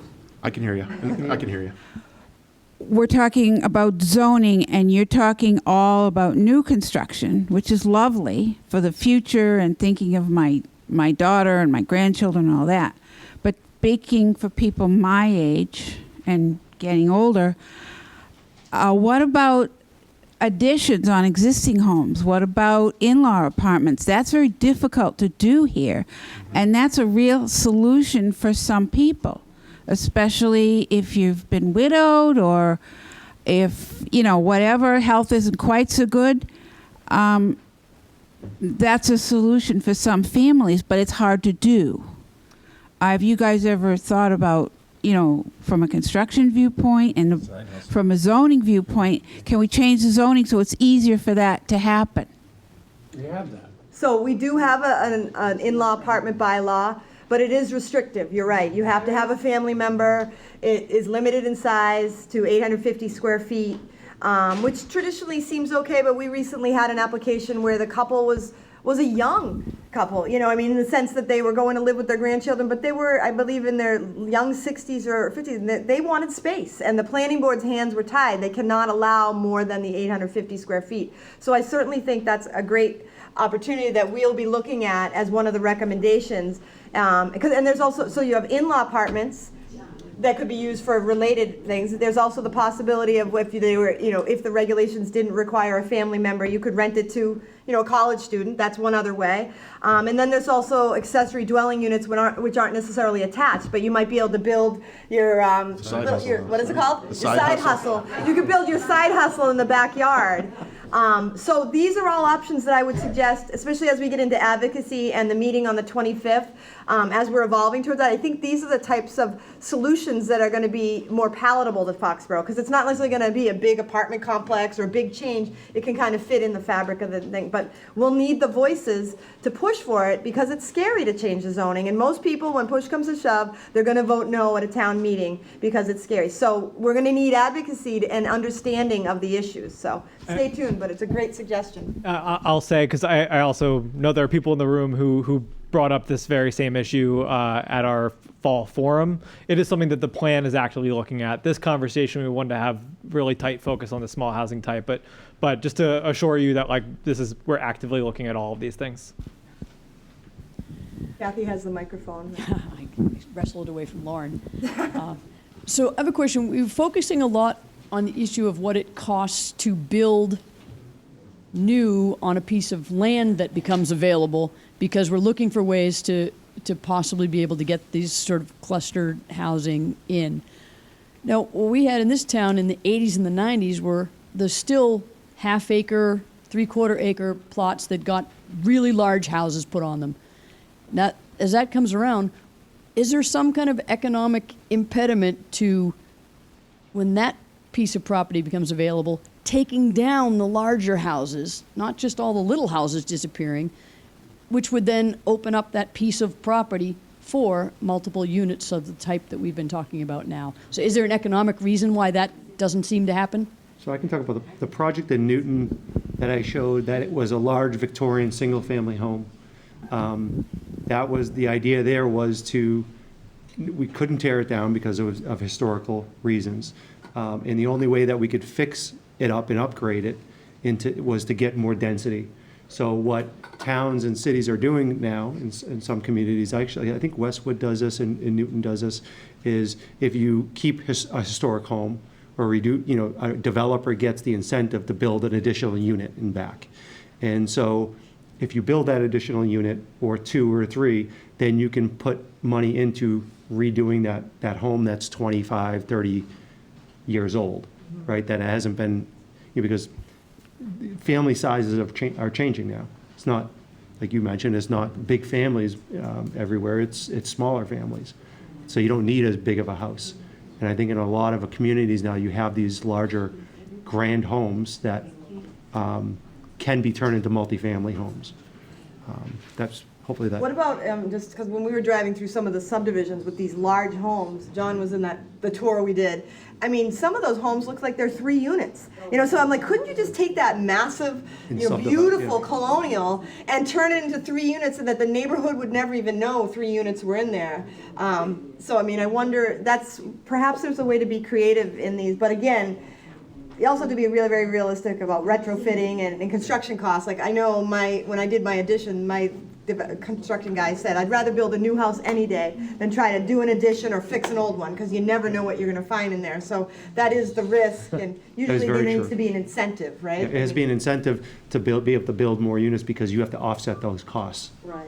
So we were able to get another unit, and we said, okay, now we can put a certain amount of money into the retrofit or the renovation of this existing single family. I'm not aware of an example of it, but it could be fascinating to say there's a higher density allowance for utilizing an existing structure versus new construction. So some of the points about some of the existing homes and things like that, if it could only be a single family home if built new, but if you were going to renovate it, we'd allow you to subdivide it into 3 units. Might encourage people to think creatively and would change the economics a little bit. But again, I'm not aware of anybody that's done that before. Joe, since you work here in Foxborough, do you ever see the economics of something like that working out, or even just, you talked about looking at undeveloped land currently, but do you ever look at land that has a improvement on it already? Yeah, it's a very simple formula. What's it worth when it's gone? Yeah. If there's a value in renovating it, then that'll be obvious. Usually things that get torn down are just in terrible, terrible shape. Not really a situation where it can be renovated, because there are so many young, first-time home buyers. If it's the slightest bit, if it could be renovated, they're going to grab it, because they're paying crazy numbers. They watch all the shows, Love It or Listed or what are so they think, oh, we can do it. Yeah. And so the price of that house that's in tough shape but not horrible shape is pretty high.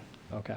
Well, and so we also were asked, we took sort of the initiative to look at the Pratt School, which is down near your Community Way project. So there's an old school down in Pratt, down on off East Street, and we looked at that. We brought a couple developers through trying to say, what if we found a way to do senior housing here and got a few units in there?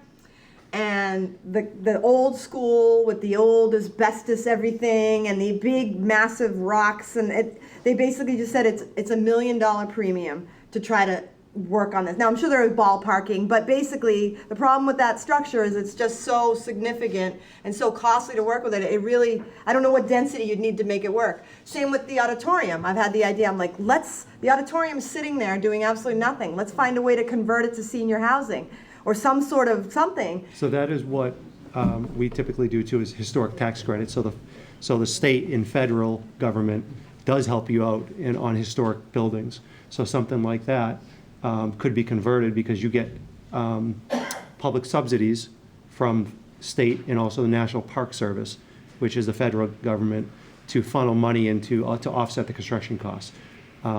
So that's something. Would a project of only like 4 units even warrant that? Yeah. Or- So we have in Maynard, we're developing an old school building into 12 units of housing. And 3 of the units are affordable, and the only way we could do this is by applying for historic tax credits, because 40% of the construction costs are offset by 20% for the state and 20% for federal. And that money comes in, it goes directly towards the construction costs.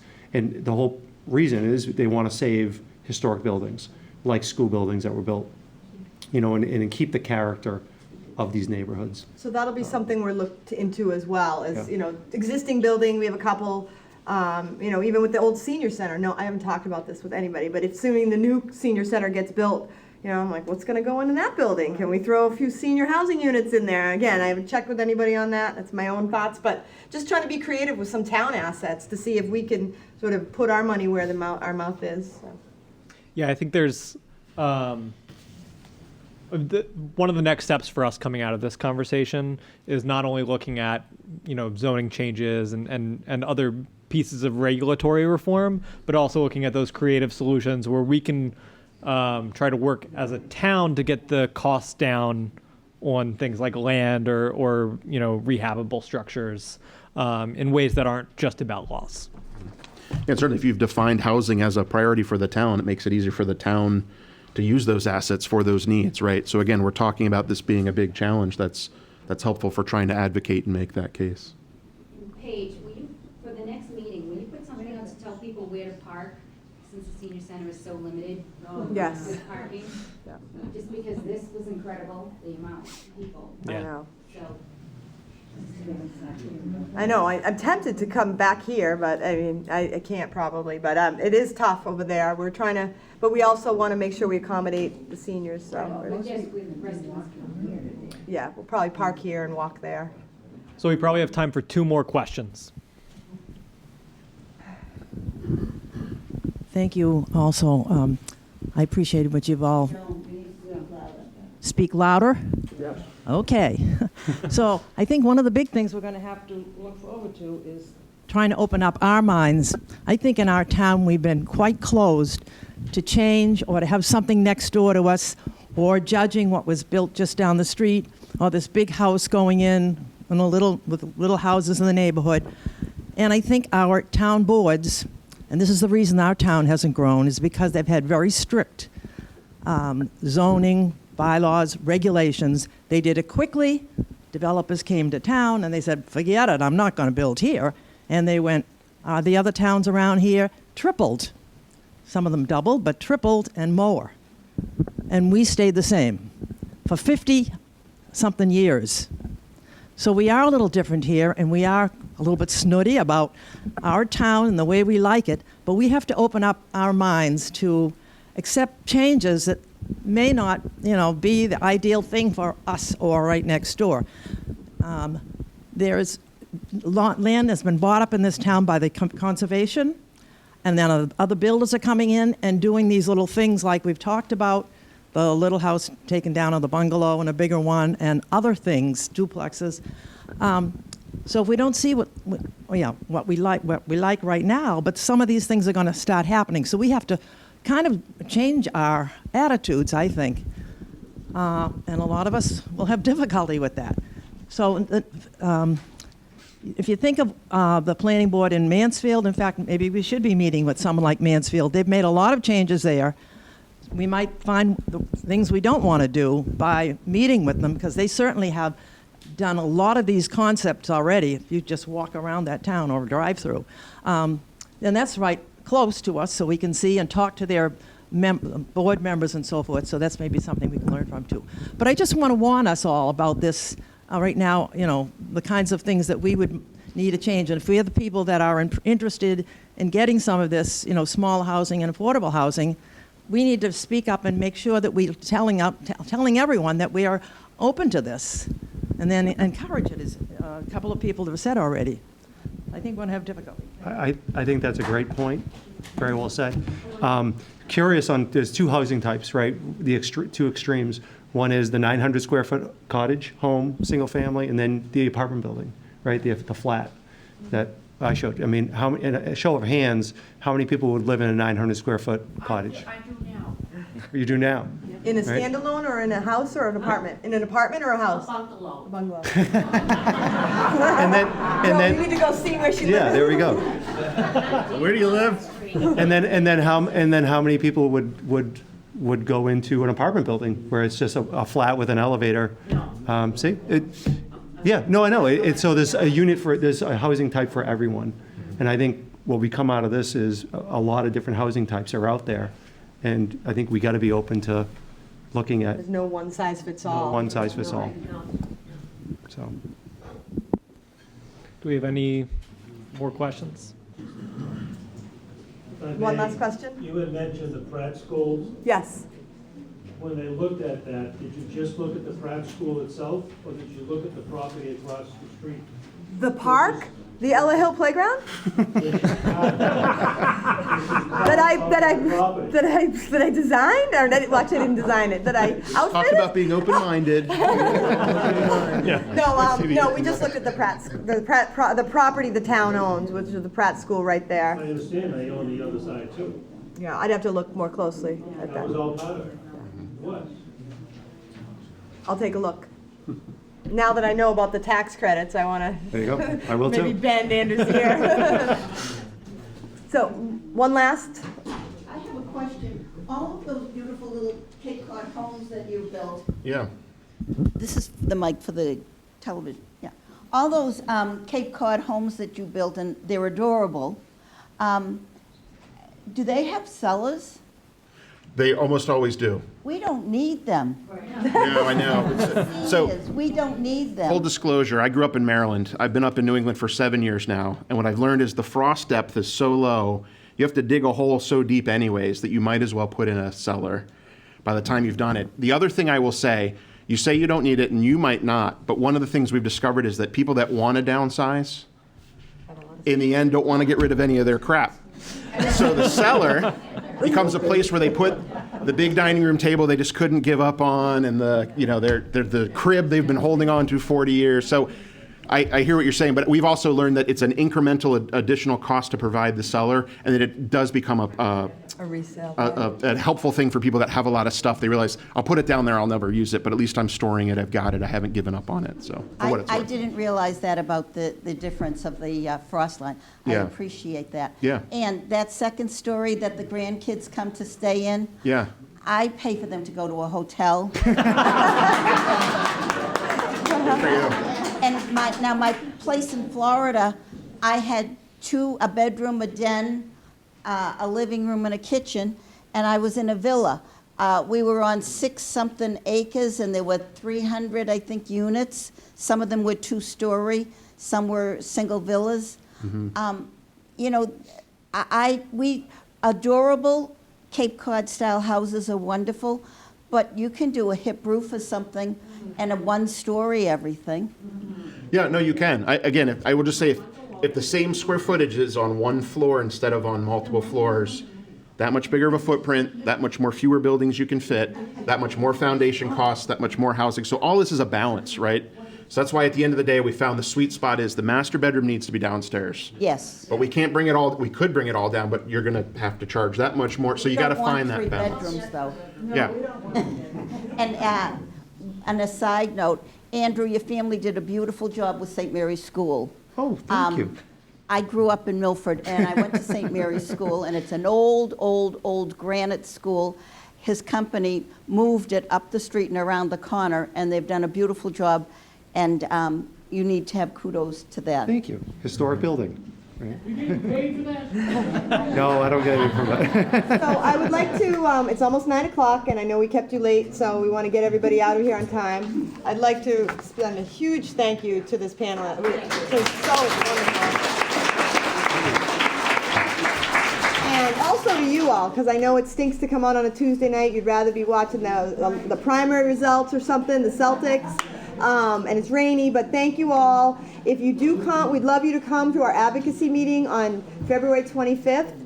If you're able to, park here and we'll all walk over together. If you need transportation, please let Mark Craig and the Senior Center know and register with them. Again, it's open to everybody.